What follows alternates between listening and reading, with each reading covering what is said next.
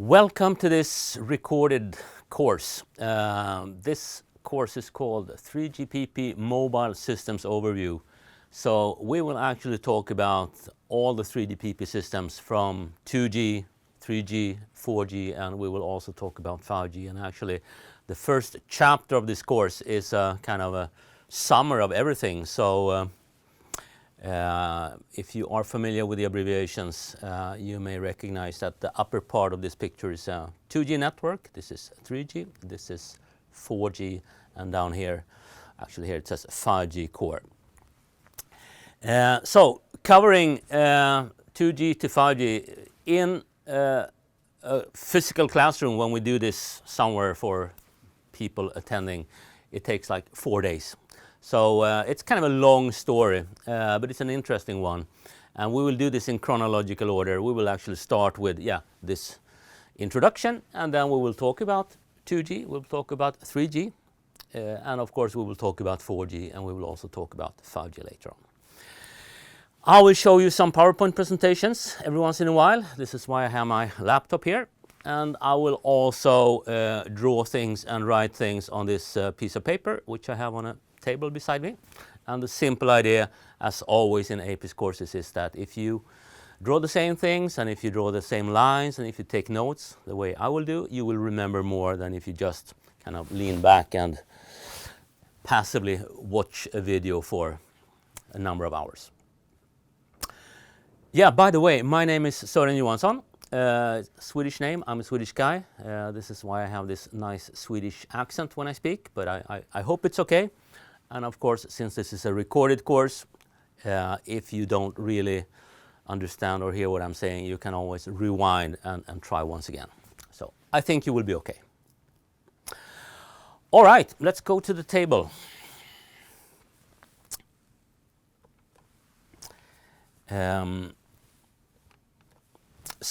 Like I said, the first chapter is actually a kind of introduction to the course. We will just briefly go through the different generations: 2G, 3G, 4G, and 5G, to introduce the terminology and just to give you an idea about what will come. And of course, then in the rest of the course, we will go into the more detailed things of each generation. We will not talk about 1G. If you are old enough to remember 1G, you may know that these were the old analog systems. In Scandinavia, we had a system called NMT. In the United States, there was something called Umts, American Mobile Phone System. These 1G systems are, as far as I know, decommissioned nowadays. So there are no 1G systems around in the world today, as far as I know. But actually 2G is very much still alive and in operation. All right, so let's take a look at the picture. As you can see, maybe, there are two parts here: radio access networks, RAN, and core networks. All the 3GPP systems are basically divided into a radio network part and a core network part. And the idea is, of course, that in the radio network part, everything is very radio oriented. It's about setting up the right type of radio resources and making sure that we're not wasting radio resources in a uneconomical way. And the idea, on the other hand, is that the core network should not have to worry about which radio frequencies or radio channels we're using. The core network is responsible for other things, like setting up services, and also something which is called mobility management, basically keeping track on where the users, the mobile devices are.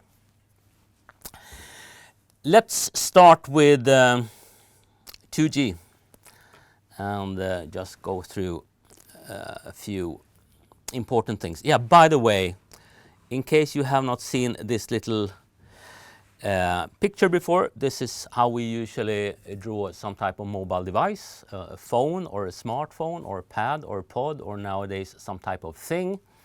So yeah, this is our general symbol for some type of mobile device. And of course in 2G this would typically be a mobile phone, mobile 2G GSM phone. All right. In 2G, these phones are served by a radio access network, which is officially called GERAN, GSM Edge Radio Access Network. They are handled by a core network, which is often referred to as CS core, circuit switched core, as opposed to packet switched core networks, which we'll talk about later. CS core means that there is really no IP involved. Circuit switched means that there is the services are non-IP based. And typically over here somewhere there will be another phone, either a fixed phone or some mobile phone. And basically the point of the GSM network, the 2G network, at least to start with, was to establish basic voice calls between one phone here and another phone here. So let's write a few things about GSM or 2G. I will try to zoom in a little bit. I will use the blue pen. It doesn't really mean anything. It's just a nice color to use. It's more colorful than black anyway. So GERAN, this is the 2G RAN or radio access network. There are base stations called BTSs. We'll talk more about them in the next chapter. Many base stations are controlled by a base station controller, which we will also talk more about in the next chapter. And those are basically the components of the GSM Edge Radio Access Network. Initially, in the 1990s, in the early 1990s when GSM was introduced, it was for one thing only, one service only, the basic voice call. One phone could call another phone or vice versa. So, for voice calls. Then a couple of years later, another 2G GSM service was introduced called the short message service, or simply SMS. And of course, as we know now, that became a huge success. But initially, actually, SMS was not really part of the GSM system. But we can add here for voice calls and SMS. I will tell you more about SMS later on too. All right, like I said, the purpose of the radio access network is to handle radio-related questions. So the BSC and the BTS make sure that there are radio channels or radio connections, whatever we like to call them, of sufficiently good quality between the mobile phones and the base station. Then we also need to have a core network on this side to actually provide services to set up the calls, to make sure that an SMS is sent from one phone to another. So in the circuit switch core, we have telephone exchanges, pretty much like the good old telephone exchanges that we had and still have to some extent in the fixed telephony network. The good old PSTN, if you're old enough to remember that term. So a switch in the GSM network, in the circuit switch core, is referred to as an MSC, Mobile Services Switching Center, or Mobile switching center, depending on who you ask. There are special MSCs, which are called gateway MSCs. Gateway is what it sounds like. It's kind of the entrance point into a network. So for incoming calls from some other network, calls will enter the GSM network via a gateway MSC. Once again, we will talk a lot more about those things later on in the course. We also have databases in the circuit switch core. We have kind of working together with each MSC, we have a VLR database, Visitor Location Register. These databases, and there's another database down here, which I will tell you more about later, HLR, Home Location Register. These databases, VLR and HLR, are there mainly, or at least partly, to handle mobility management. This means keeping track on where, or at least roughly where, the mobile phones are. So basically, if we summarize the circuit switch core with a few bullets, there will be 4, I think. Yeah, just like we said for the radio network, at least initially, the services were voice calls and SMS.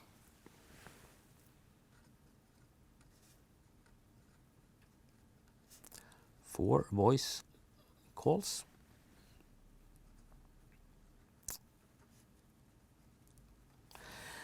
And SMS.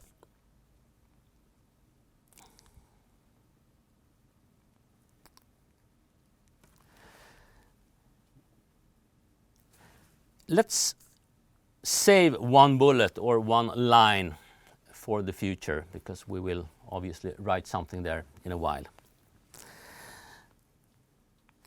So, bullet 3. Really, to make a long story short, the task of the circuit switch core, or the tasks, is setting up calls, supervising calls, terminating calls, voice calls when somebody hangs up. The short word for this is call control, controlling calls, voice calls.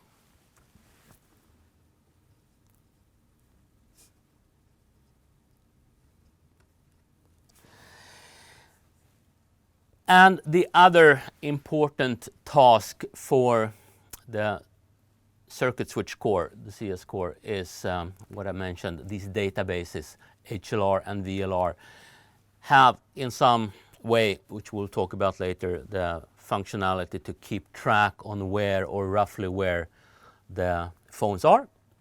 And this is called mobility management.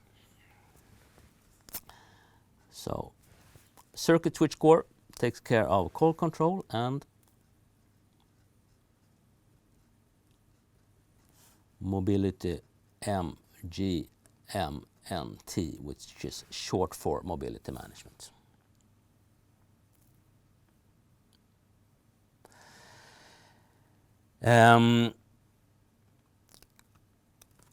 What the core network will also do, the MSCs and the gateway MSCs, is gather information about the calls and the SMSs and basically other things that happen too, so that we can make people pay for the calls or SMSs or what they're doing.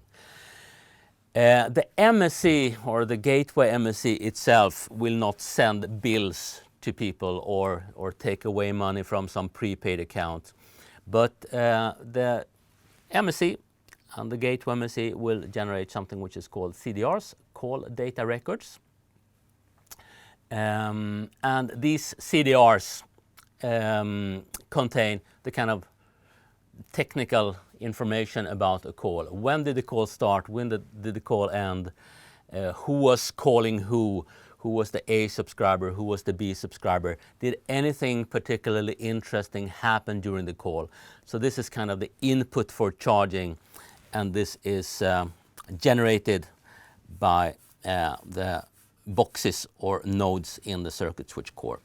So if you have space, we can write a fourth bullet for charging.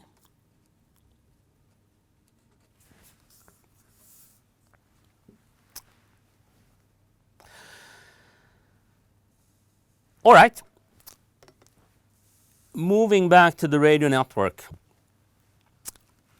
The radio interface in GSM in 2G is based on something which is called TDMA, Time Division Multiple Access.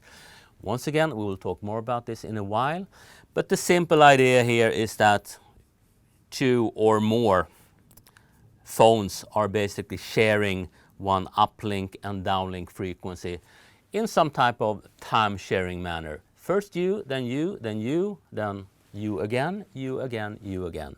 And this principle is called TDMA, Time Division Multiple Access. So we can write that as a little comment over the radio interface here.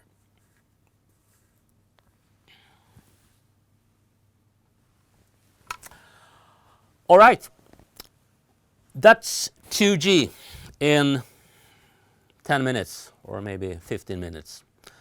There will be a longer version of this later in the course, but in a kind of nutshell, this is what 2G is about. The 2G radio access network, GERAN, and a circuit switch core to provide 2G services. Originally, the only 2G service was the basic voice call, and later on this new short message service was added. And of course, as we know, sometimes or in some networks, SMS is even a kind of bigger service than the voice service itself. All right.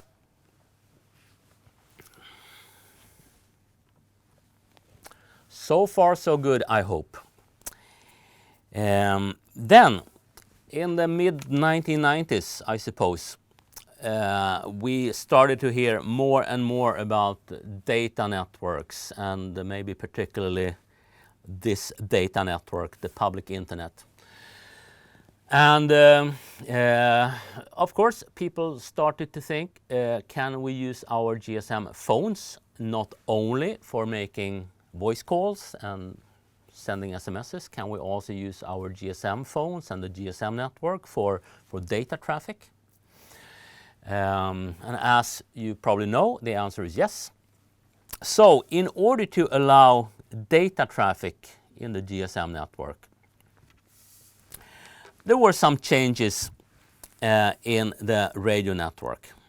There were some modifications or additions to the base stations and to the base station controller. When we did this, this was named GPRS, General Packet Radio Service. And it's evolution of 2G, so we called it 2.5G. So this is not only the 2G radio access network for GSM, it's also the 2.5G RAN for GPRS. General Packet Radio Service, kind of technical name, but yeah, packets, the P in packet could be, and of course will be very often, IP packets. So this is basically data traffic over the GSM network. We can write a little comment here. Data. Now, the circuit switch core is very good for voice calls and SMSs. Remember, the MSC and the gateway MSC are basically, or were basically, telephony exchanges upgraded with some mobility-related functionality. For data traffic, we typically don't want to use telephony switches. We want to use routers or datacom equipment. So to be able to connect the 2G radio access network with some external packet data network, like the public internet, there was a new core network developed called the Packet Switched Core, PS Core, with nodes or functions with cool names like SGSN and GGSN, serving GPR as a support node, gateway GPR support node. Once again, we will talk more about these things later on in the course, but to make a long story short, these are things that are good at handling data traffic, typically IP traffic, web browsing, email, stuff over IP. So, Packet Switch Core for data traffic. Typically IP, Internet Protocol. We will talk a lot more about IP later on in this course. We can also handle SMS, short message service, in the Packet Switch Core. However, there will be no voice calls handled by the Packet Switch Core. So it's IP and SMS traffic.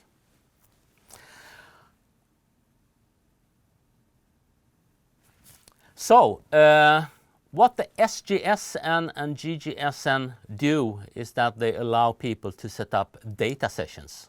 So, session management, making sure that the session is set up, giving people, subscribers, internet access or intranet access or access to some other packet data network out here. This is called session management or session control. Here we talked about call control for voice calls. For data traffic, we prefer to use the word session management.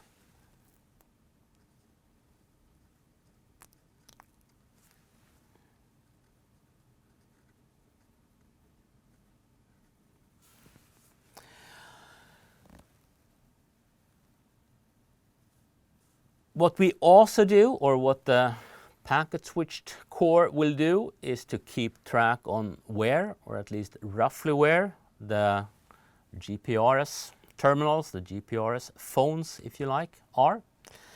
So what we wrote up here, mobility management, is equally true for the Packet Switched Core. There is functionality here to keep track on where, or roughly where, the terminals are.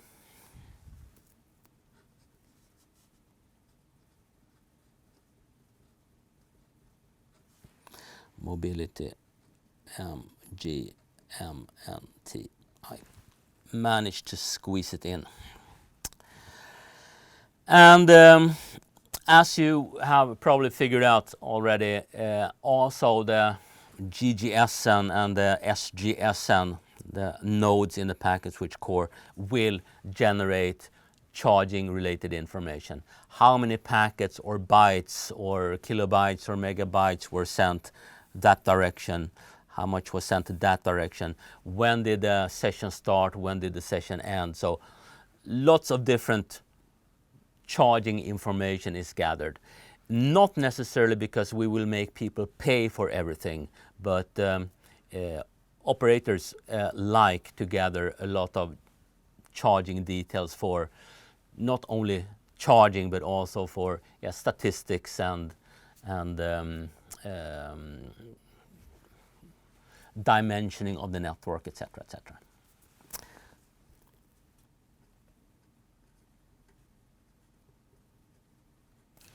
So, charging.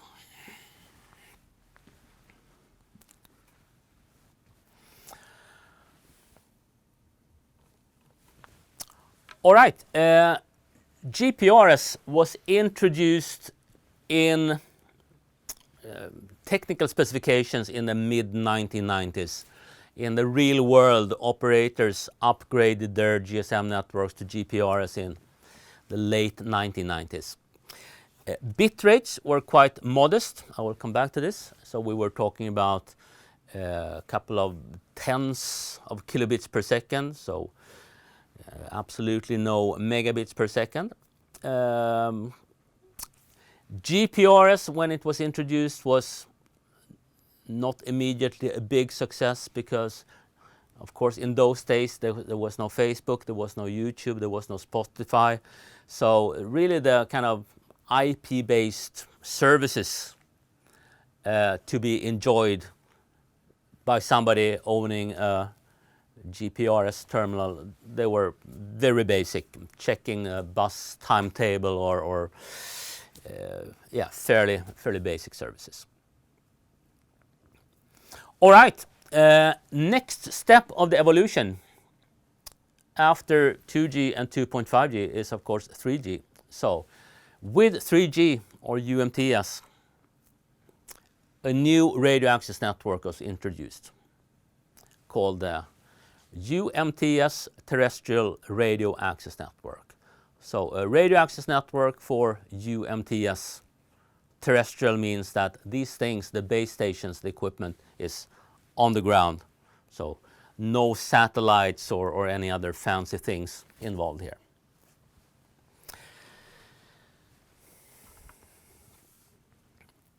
So,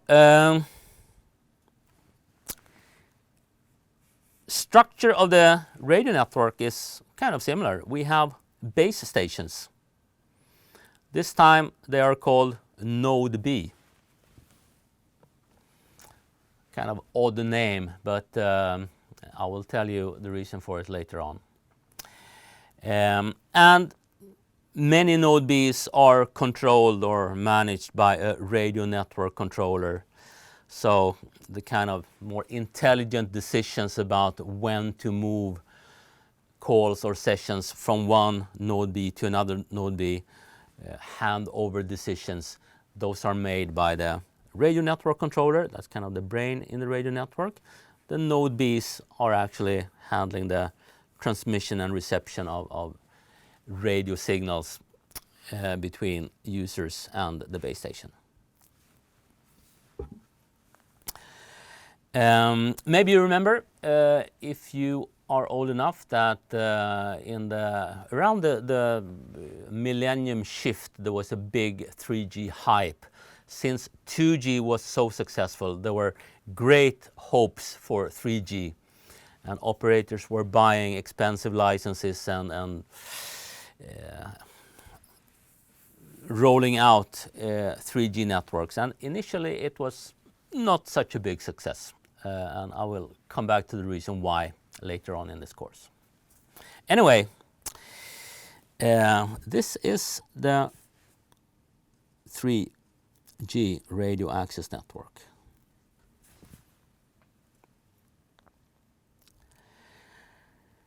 Radio technology, the radio interface itself is based on a different principle, a different radio resource sharing principle. So TDMA was kind of time slot based. First you, then you, then you, then you again. In 3G, the radio interface is based on something which is called wideband CDMA. Wideband meaning that the radio channels or the radio carriers are wider, bigger than here. And if you have a wider, bigger radio channel, you can have a higher throughput. You can squeeze in more bits per second than if you have a tiny, narrow little radio channel. I'm not a radio expert myself, far from it, but even I understand that if we're using this much radio resources instead of this much radio resources, we can have a higher bit rate, a higher throughput. CDMA, code division multiple access, means that we are separating the users out here by assigning different codes. And I will not go into the technical details about what a code is right now. We will take a look at that later.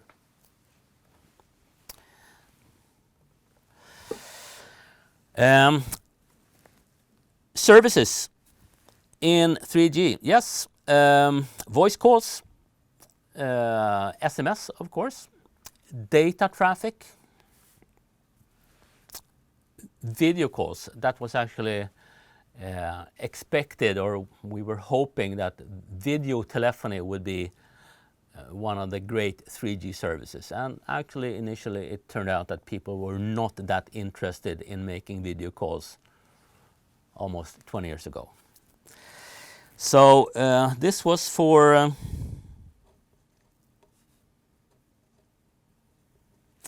voice, for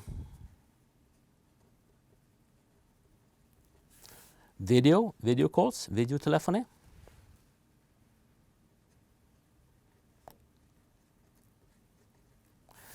and data. So if this 3G UMTS terminal is making a voice call or a video call, something which is not IP based, then the call would be set up via the 3G radio access network and then using the circuit switch core. So the empty bullet which we left here, or the empty line, we can write this is also for video calls. But remember, we are not talking about using Skype or FaceTime or some modern over-the-top service. This refers to kind of operator-controlled video calls, not internet-based services. And like I said, maybe this was too early, because 3G video calls never became a particularly big success anywhere, as far as I'm aware. All right, on the other hand, if the 3G terminal is doing something which is IP-based, like web browsing or email, or connected to some third-party intranet, then the session would be set up via the 3G radio access network and then via the packet switched core. The benefit, of course, with using 3G instead of 2.5G is that since we have this wideband CDMA-based interface, and of course due to general technical evolution, the bit rates in 3G were higher and are higher than the bit rates in 2.5G. So if you have room for one more bullet, we can write more capacity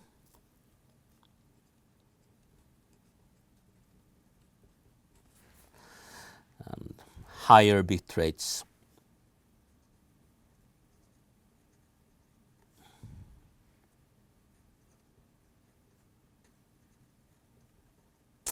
Like this.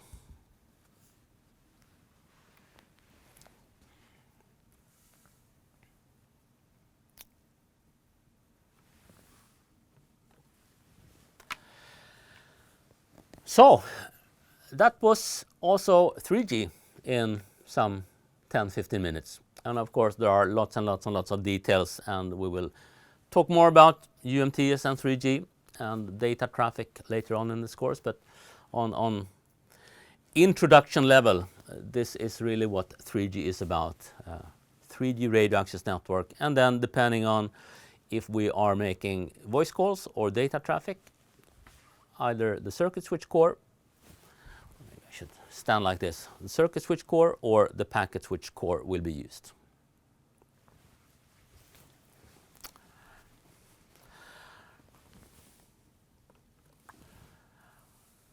All right, so let's move on to 4G or LTE. Although it doesn't really say LTE anywhere here. LTE, long-term evolution, was actually not intended to be the final name of anything. So I think officially 4G should have been called or is called the Evolved Packet System, or EPS, but very few people, if any, actually use the term EPS. Most people will simply call 4G LTE, although it's kind of a strange, somewhat incorrect name. All right, so for 4G, we have a new radio access network, and officially it's called EUTRAN, the evolved UTRAN. So in 3G, we have UTRAN. Here we have a improved or evolved version of it, hence the word or name EUTRAN. We have base stations. They are called eNode B, as in evolved node B. Once again, here we have the node B in 3G. In 4G, we have the evolved node B. Radio interface itself is based on yet a new radio technology, or new for us. The technology itself is not really new, so to say, but for 3GPP networks it's new. The radio interface here is based on OFDM, or orthogonal frequency division multiplexing. And if you know exactly how that works, great. If you don't know how it works, I will give you at least a short introduction later on in the course when we actually talk about 4G more properly. Yeah, this is the 4G radio access network, or some people will call it the LTE radio access network.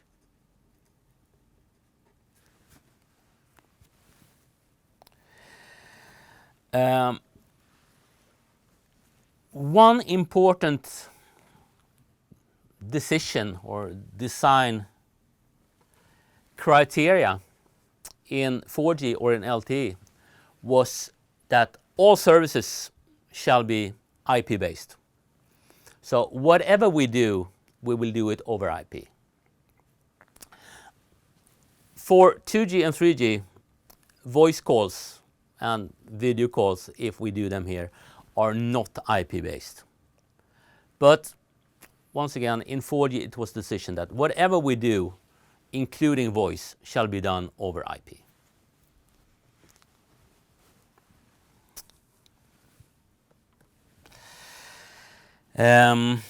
So all traffic here will be IP based in one way or another.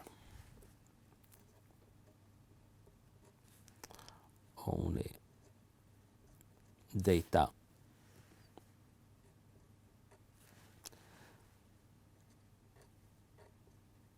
traffic, and with data traffic we mean IP, as in Internet Protocol.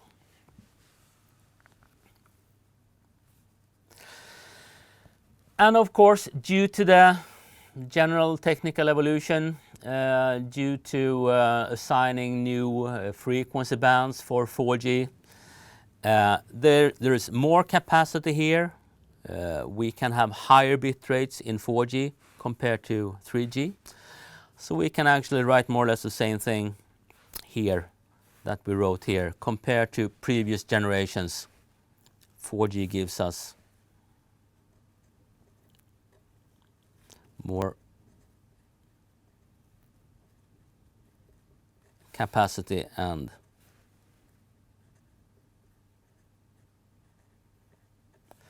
higher bit rates.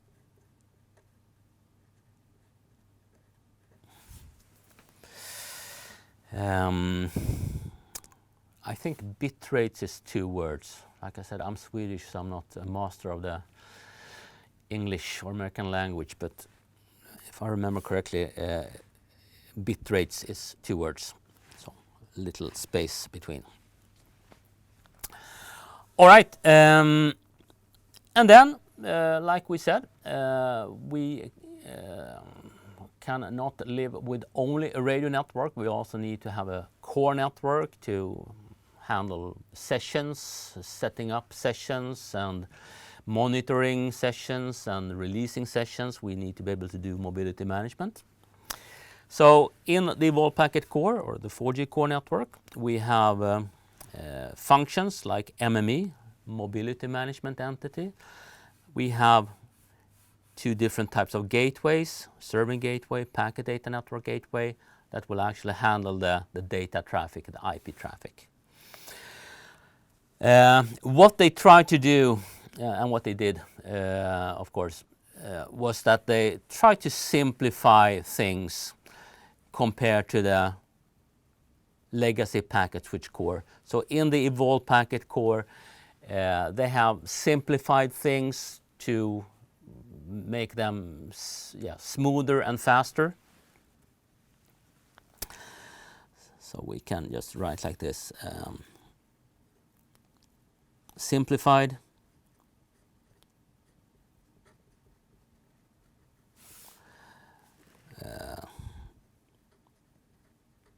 more efficient,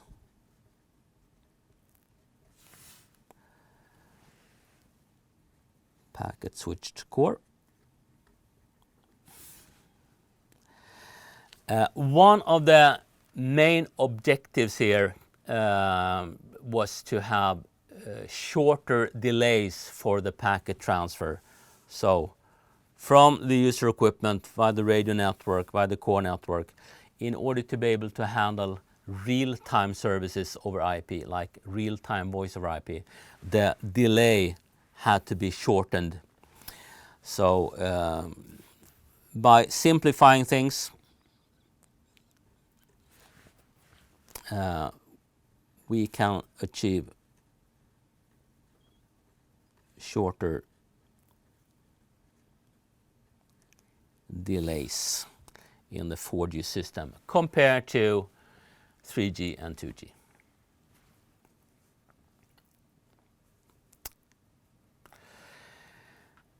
Great. To summarize things a little bit before we move further, I have a PowerPoint presentation I will show you.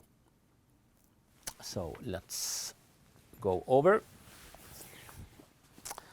and change the view. So once again, GSM